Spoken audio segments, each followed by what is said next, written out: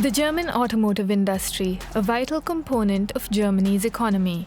Generating over 5 billion euros in revenue annually, it employs over 700,000 people in the country. But over the past decade, it struggled to keep pace with changing times. Is that set to change? Are German car makers finally poised for a comeback? Once the leaders of automotive innovation, famed for their engineering precision and brand prestige, Germany's car makers have found themselves struggling over the past decade. Dieselgate shattered trust, the switch to EVs was rocky, and rivals from the US and China surged ahead. But data from the first half of 2025 suggests something has shifted. Domestic brands like Volkswagen and BMW are selling more EVs in Germany and across Europe. Tesla's Model Y, once Europe's darling, has slipped in Germany, overtaken by Volkswagen's own ID models. Chinese brands are still advancing globally but face new hurdles in Europe thanks to tariffs. So is the German car industry really on the road to recovery, or are these signs of optimism just another temporary blip? I think you have to be careful to distinguish between the German car industry and the German car market. The German market could be the beneficiary of a whole suite of new products coming through the system now. We're seeing a lot more activity in terms of product development, which is really good news for the market. What could signal a promising future for the German car industry, given the EU's ambitious 2050 climate goals, is the mass adoption of EVs. Key to this, small electric urban runabouts. China is already making them, and some German manufacturers have tried. But the real push for small German-made EVs is happening right now. Volkswagen, makers of the original people's car, are launching the production model of their ID2All concept. Badged as the ID Polo, it goes on sale in 2026. They've also got the ID Everyone set to debut in 2027. With expected starting prices of under 25,000 euros, these could be the EVs that both the German industry and German buyers are counting on. Volkswagen will need a so-called Volkswagen, which means a car for the people at the end of the day. And a car for the people should be a car that everyone is able to afford. And I think the ID2, if I'm not mistaken, will be that new mass electric vehicle that Volkswagen is most likely going to push out soon into production. And that might be a game changer when it comes to quantity and scaling up electric mobility. If German car makers hope to keep their momentum going, especially in terms of EV sales, both price and product will be key.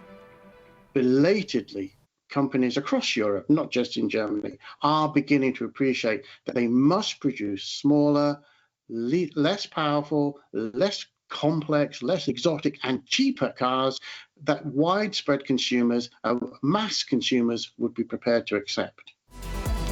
It is production versions of these cars that are likely to take center stage in Germany over the next few years, along with other cars that German brands hope will lead to a revival of their glory days. Whether they'll all be of the small, cheap, and cheerful variety remains to be seen, but more on that later. For now, let's look at the numbers. In 2024, Tesla's Model Y was the top-selling EV in Germany, with nearly 30,000 units sold. But in the first half of 2025, just 6,305 Model Ys rolled out of German showrooms. Instead, Volkswagen's ID7 moved into the top spot, selling over 18,000 units in the first half of the year. Volkswagen was already the leading EV brand in Germany in 2024, and that trend continued into 2025, with the ID4, ID5, and ID3 also helping to bolster the company's position at the top. So what's tarnished Tesla's once glossy sheen in Germany? Teslas are ubiquitous. They are all over the place. They have lost the kind of distinctiveness and that must-have quality simply because so many people already have them. They haven't been refreshing the product quickly enough. They haven't brought new models into the market quickly enough. They haven't continued the pace of innovation. The cycle of the Model Y was actually over. So they came up with a product modification, and the longer the car stays within the cycle without being renewed, these new car sales usually go down over time, and that's what happened with Tesla. Though perhaps not the driving force behind the sales slump, Tesla's polarizing CEO Elon Musk is also to blame. His antics have made the company fall out of favor in Europe, and Germany in particular. Still, Tesla's gloomy prospects here don't automatically signal a return to strength for German car makers. And signs of hope in the German car market don't necessarily equal optimism for the German car industry as a whole. Even as German car makers make progress in the right direction, Chinese EV makers aren't standing still. Data from the first half of 2025 shows that BYD is 16th overall in EV sales in Germany, but 12th overall across Europe, showing a 143% growth in sales. And globally, with nearly 1.9 million EVs sold from January to July, it leads the way by a huge margin. That's despite the 17% tariffs on BYD's cars in the EU and the prohibitive tariffs the firm faces in the US. The only non-Chinese and non-Tesla EV maker to crack the top 5 was Volkswagen, with a 39% growth since 2024. Merely a glimmer of hope in the face of the Chinese juggernaut that's leading the way with its affordable EVs and LFP batteries. The takeaway? Tariffs don't seem to have really slowed down Chinese car makers, and German car makers now face their own set of tariffs in the US. I think it's fair to say that overall, the German industry has been both slow and I would say a bit complacent about their expectations regarding the execution of this transition into electric vehicles. Of course, there were exceptions. BMW made an early move in 2013, launching the quirky i3. It wasn't a hit, but it was ahead of its time. And other manufacturers followed suit with big investments and big promises. But not without problems, including software issues and a top-down approach to e-mobility that seemingly missed the mark. A lot of these big high-end EVs didn't find takers, causing car makers like Mercedes to rethink their luxury-first approach. That strategy is being reviewed again, and I think it's going to change because the luxury segment doesn't seem to work for Mercedes as they've planned.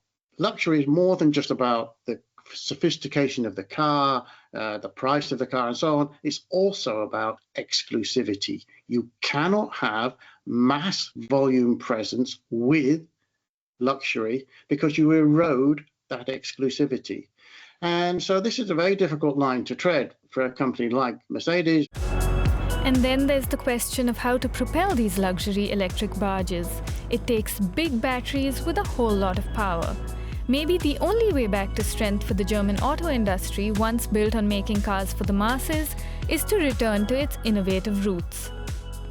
Our whole geopolitical risk is currently being enmeshed in the desire to design and develop and build these very large, very expensive, very resource-intensive vehicles. So vehicles that weigh 2,500 kilos or more. These are really the wrong direction to take the industry, and they generate all of these secondary issues around issues like the charge point network.